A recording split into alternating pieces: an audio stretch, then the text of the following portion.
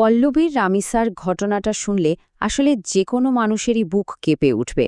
আজকের এই বিশ্লেষণে আমরা সময় সংবাদে ঢাকা প্রতিনিধি নাজমুস সালিকিনের রিপোর্টের উপর ভিত্তি করে ৮ বছরের ছোট্ট রামিসার সাথে ঘটে যাওয়া সেই মর্মান্তিক ঘটনার আদ্যপ্রান্ত বোঝার চেষ্টা করব।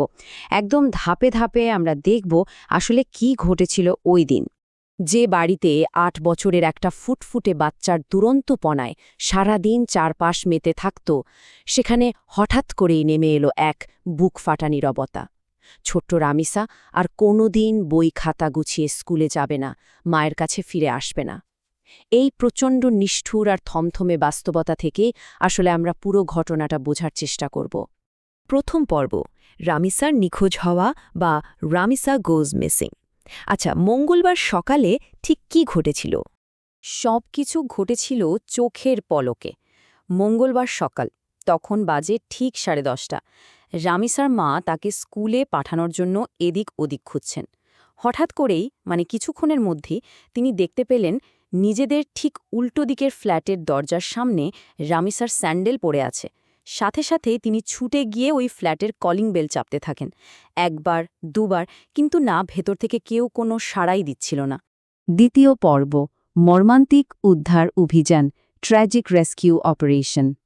বারবার বেল বাজানোর পরও যখন কোনো সাড়া মিলল না, তখন রামিসার পরিবার আর প্রতিবেশীরা মিলে রীতিমতো বাধ্য হয়েই সেই তালাবদ্ধ ফ্ল্যাটের দরজা ভেঙে ফেলেন। ভেতরে ঢুকে শুরু হয় তল্লাশি। আর তারপর ওই ফ্ল্যাটের ভাড়াটিয়া সোহেল রানার রুমের খাটের নিচে যা পাওয়া গেল তা আসলে ভাষায় প্রকাশ করার মতো না। সেখানে পাওয়া যায় রামিসার মাথাবিহীন এক নিথর দেহ। এরপর আরও খোঁজাখুঁজির পর ফ্ল্যাটটির বাথরুম থেকে উদ্ধার করা হয় তার খণ্ডিত মাথা। তৃতীয় পর্ব, পুলিশি তদন্ত ও গ্রেফতার, পুলিশ ইনভেস্টিগেশন অ্যান্ড অ্যারেস্টস। ঘটনার পরপরই বলাই বাহুল্য, রামিসার পরিবার আনুষ্ঠানিকভাবে মামলা দায়ের করে। এখানে বলে রাখা ভালো, মামলার পর মূল অভিযুক্ত সোহেল রানাকে কিন্তু পুলিশ নারায়ণগঞ্জ থেকে গ্রেফতার করতে সক্ষম হয়। আর সোহেলের স্ত্রী স্বপ্না, তাকেও পুলিশ জিজ্ঞাসাবাদ করে এবং তার কাছ থেকে বেশ কিছু চাঞ্চল্যকর তথ্যও বেরিয়ে আসে।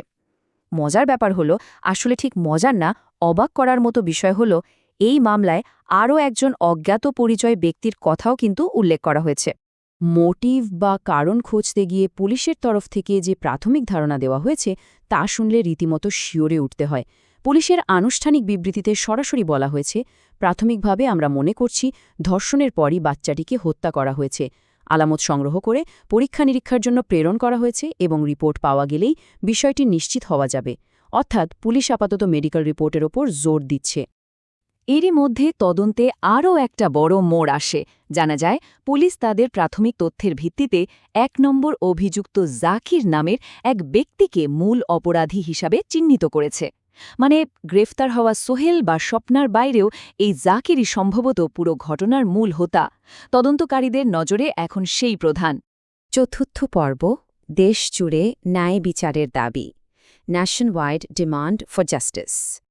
এখন পরিস্থিতিটা যদি আমরা একটু খেয়াল করি, একদিকে আছে একটা চরম শোকাহত স্তব্ধ পরিবার, যাদের কাছে এখন শুধুই কিছু স্মৃতি আর একটা ফাঁকা ঘর ছাড়া আর কিচ্ছু নেই। আর ঠিক অন্যদিকে সোশ্যাল মিডিয়ায় কান পাতলেই শোনা যাচ্ছে সব শ্রেণীর মানুষের এক অভূতপূর্ব তীব্র প্রতিবাদ। সবাই এক বাক্যে জড়িতদের সর্বোচ্চ শাস্তির দাবি তুলছেন। একটা পরিবারের একান্ত ব্যক্তিগত শোক যেন আজ গোটা দেশের ন্যায় বিচারের দাবিতে পরিণত হয়েছে।